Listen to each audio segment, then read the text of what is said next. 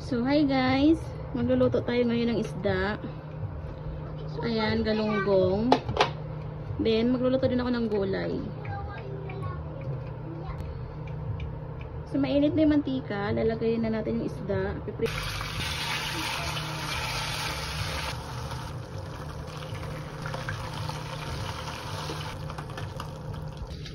Hi guys, magluluto ako ngayon ng ginisang gulay. So ito, may baboy ako dito. Papamantikain ko lang to. Papalabasin ko lang yung mantika niya. Hindi na ako gagamit ng mantika.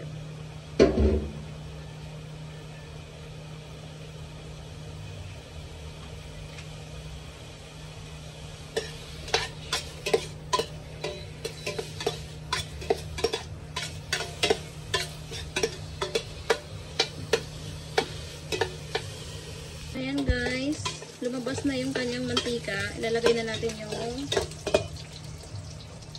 bawang, sibuyas, kamatis. Pagsabay ko na siya lahat guys.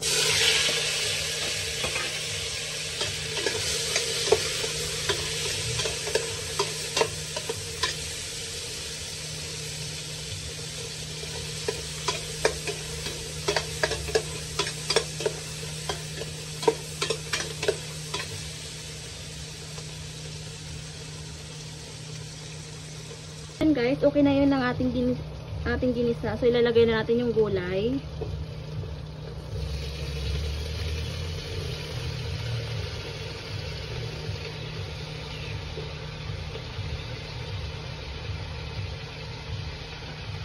Haluin lang natin.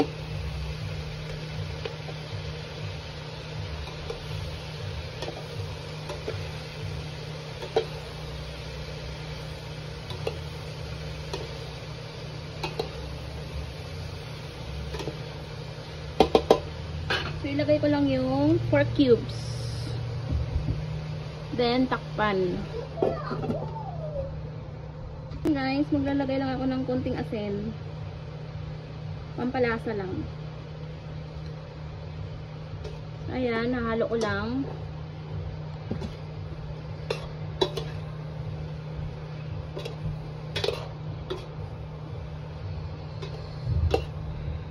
Halo lang ang haluin.